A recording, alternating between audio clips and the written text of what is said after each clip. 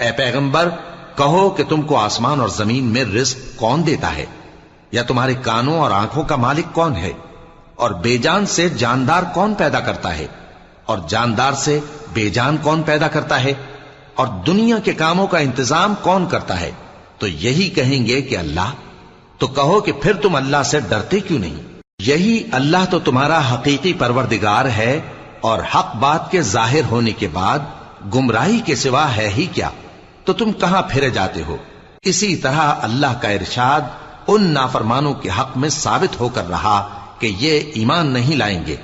ان سے پوچھو کہ بھلا تمہارے شریکوں میں کوئی ایسا ہے کہ خلقت کو پہلی بار پیدا کرے اور پھر اس کو دوبارہ بنائے؟